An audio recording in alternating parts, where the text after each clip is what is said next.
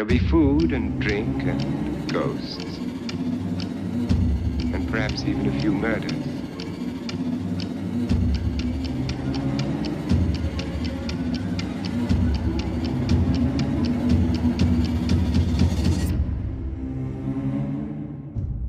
You're all invited. I'm back, everyone, and as promised, I've returned with The Woman in Black. Now, just to remind you guys, the first video I did on The Woman in Black was actually covering the 1980s version, while in this video I'll be covering the 2012 version. So if you haven't seen my first video on The Woman in Black, make sure to go check that one out first. Or don't. Not everybody has time for that, and I understand. Alright, let's get into it. Greetings, everyone, and welcome back to Dunwich Manor. Today I'm talking to you guys about The Woman in Black from 2012. As I believe I mentioned in the first video, there's multiple differences between the 2012 adaptation and the 1980s adaptation of The Woman in Black. The main differences are the tone, the style of scares, and the protagonist himself. The tone of the 2012 version is way darker than the original. Not only are the story and atmosphere even darker, but the actual colors and lighting in the movie are darker as well. It's kind of a bluish gray black color in this movie, while in the original it's kind of a warmer orange light. Now these scares are very different as well. In the original they mostly relied on music and kind of atmosphere and some spooky shots here and there, but in the 2012 version there's a lot more jump scares and it's a lot more heavy on the scary imagery. Honestly, I think there's a lot of pretty creepy shots in this movie, and I think a lot of the jump scares are pretty unnecessary. I obviously love horror movies, but I gotta admit, it does kind of suck when a horror movie just throws in jump scares for kind of no reason at all. Now, the last big difference in this movie is the protagonist, Arthur. In this movie, he's played by Daniel Radcliffe, and I gotta say, it's kind of a weird character. In the original, Arthur's a really warm, fun-loving family man, while in this movie, he's just kind of a depressed dude that's not really scared of anything. I think Daniel Radcliffe's acting in this movie was pretty good, it's just his character was written with no emotion other than sadness. So even in moments where Arthur should be terrified, he kind of just blankly stares, and I think that kind of makes the movie less scary for us. Now, obviously, that's just my opinion, and you might think differently, so let's get into the movie so you can see for yourself. And obviously, big spoiler alert for The Woman in Black 2012. The movie starts out in an appropriately creepy fashion. Some spooky music plays while three little girls are having a doll tea party. Then, seemingly out of nowhere, they all just jump out of a window.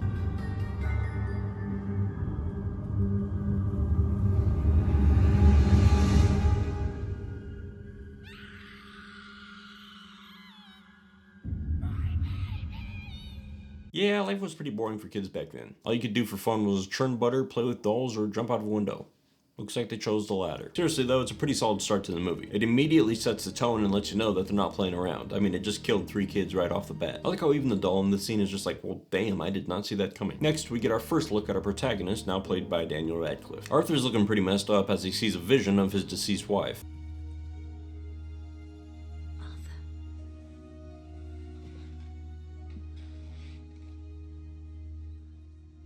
This is what I mean by the movie being so much darker. In the original, he has a loving wife, a sense of humor, and 2 kids. While in this one, he's just kind of depressed and an empty shell. Arthur leaves his son with his nanny so that he can go on a business trip to the countryside. He's supposed to settle the affairs and paperwork of the now deceased Alice Strablow, who used to be a client of the firm that Arthur works for. Alice Strablow was the owner of an impressive home called Eelmarsh House, which is located in the outskirts of a small English village called Crithing Gifford. While Arthur's on the train heading to this town, he falls asleep. We see from his dreams that his wife actually died in childbirth, which is pretty tragic. In his train cabin, a man named Samuel Daly befriends Arthur, offering him a ride and inviting him to dinner the next evening. Once Arthur gets to the local inn, the innkeepers start acting a little strange, and Arthur has to end up staying in the attic. Good evening. I have a room booked until Sunday. Mr. Kipps. No, not finding any booking. My officer telegraphed ahead. The next day, Arthur talks to local solicitor, Mr. Jerome. For some reason, Mr. Jerome seems to be trying to rush Arthur out of town. Post office is closed on Wednesday morning. The London train leaves in half an hour. My colleague Keckwick is waiting outside with your luggage. It's a pleasure to meet you, Mr. Kipps. Arthur decides to stay anyways and has the local carriage driver, a man named Mr. Keckwick, drive him to Eelmarsh House. The scenery and location here is awesome. It's generally one of the most beautiful haunted locations I've ever seen in a movie. The architecture and isolation of the spot are just perfect for a ghost story. As Arthur explores the house, we get our first look at the woman in black, who's just kind of chilling in the back looking creepy as hell.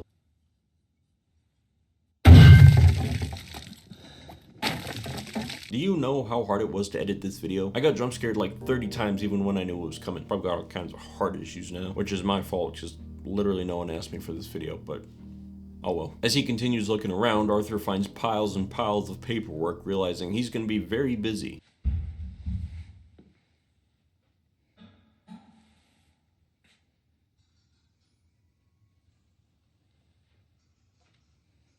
Yeah, that's not spooky at all. This part of the movie is actually pretty creepy, and it highlights what I really love about it. Its atmosphere is awesome, and it almost makes me feel like I'm the one exploring the house. Arthur finds a nest in a room, but luckily I'm not afraid of birds, so... Jesus. Arthur looks out the window and sees the woman in black standing outside. This of course makes Arthur investigate, which leads to him being lost in the sea mists outside. While he's lost, Arthur hears all kinds of weird, distressing sounds, but nothing actually seems to be happening when suddenly... Yeah, so another jump scare, and this is one of the ones that I feel like is completely pointless. Like, why wouldn't Cat Quick say anything to him? I don't get it. When he gets back to town, Arthur tries to tell the constable about what he heard when a sick little girl comes in. Sir, my sister needs help. What's the matter? What's your name, darling? Her name is Victoria Hardy. What happened, Victoria? Did something bad happen? She drank some lye. That can't be good. It's gonna be all right, darling. Just let me look at you. Yeah, it checks out. Arthur visits Samuel daily for dinner that night and learns that Samuel's son passed away at a pretty young age. So now there's a total of at least 5 children that are dead in this movie, which is not normal. Samuel's wife has some kind of a fit, saying her dead son wants to draw Arthur a picture. After that, Samuel and Arthur have a conversation about death, which doesn't really help to lighten the mood. The next day, Arthur and Samuel go to talk to Mr. Jerome, and they end up being confronted by the locals. Apparently, they all blame Arthur for the recent child deaths. It seems that seeing the woman in black is actually some kind of omen that leads to a child's death. Oh, for God's sake, take him home. This isn't helping him. All your superstitious rubbish. Sam drops Arthur and his dog Spider off at Ilmar's house so that Arthur can finish his work. It's really nice of Sam to let Arthur borrow his dog, especially when you think he's going into a haunted house.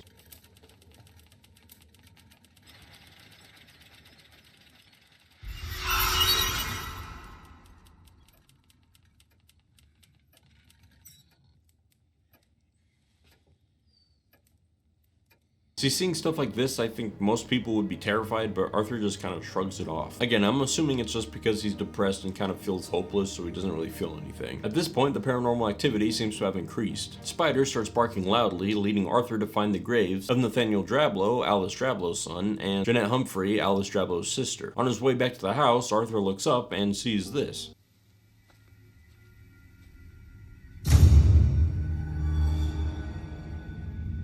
Yeah, I bet you're pretty scared now, dude. I would turn around and...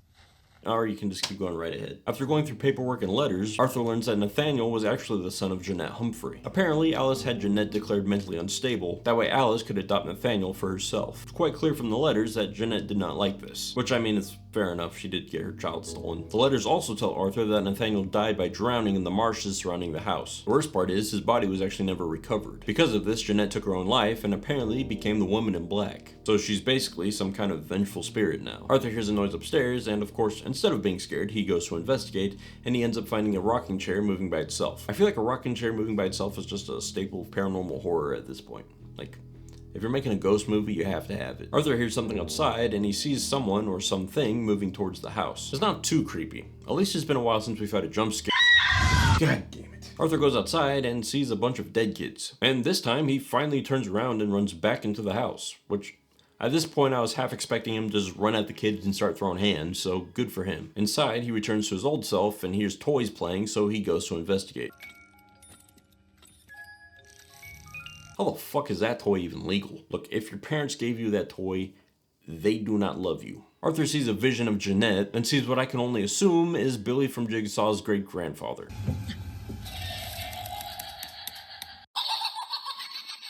Then there's another stupid jump scare. This one wasn't even scary in the slightest. Looks like Augustus Gloop just got out of the chocolate river.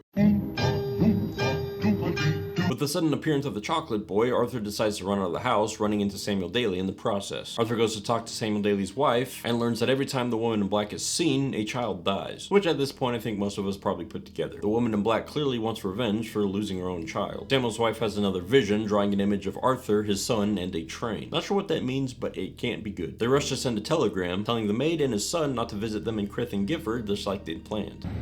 If we can get the telegram off now, we can catch them before they get on the train. How could you take me to Ilmarsh? If even a small part of you feared the stories were true. Turns out they won't be able to send the message in time, so the only other option is to try to put the woman in black and Nathaniel's body to rest. Samuel and Arthur go to the marshes to recover the boy's body, which they actually end up doing successfully. As they try to summon the spirits of children with toys, Samuel gets separated from Arthur, leaving Arthur to be kind of attacked by the woman in black.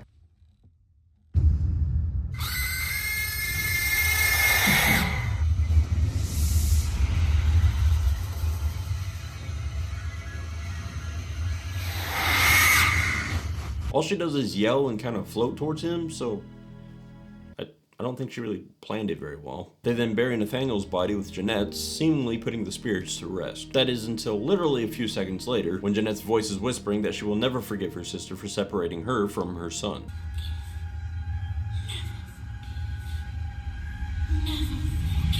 Arthur and Samuel go to visit his son at the train station when Arthur once again sees the woman in black. Realizing what this means, Arthur notices that his son is on the train tracks, so he runs over to save him, only for them both to end up being ran over by the train.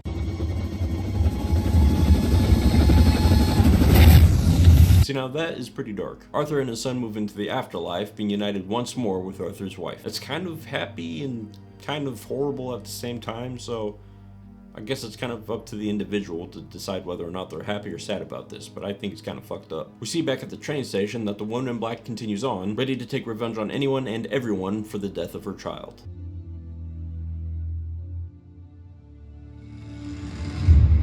So that was The Woman in Black from 2012. As far as the movie itself goes, it's not one of my favorite movies, but I can say that it does have some great moments. I'd say as far as horror movies go, I love the atmosphere, and I'd say it has one of the best atmospheres for any paranormal horror film. I think the jump scares hurt the movie more than help it, but that's just my opinion. Comparing it to the original, I think I do like the original more overall, but I do think the 2012 version is scarier. I like the original more just because the protagonist is more likable, and I kind of like the charming feel that the original has. It's kind of a cozy ghost story that I think the original makes a lot easier to enjoy. Make sure to let me know what you guys thought of these movies down in the comments. That'll do it for now, guys. Thank you so much for watching. Please don't forget to like and subscribe, and I'll catch you all next time at Dunwich Manor.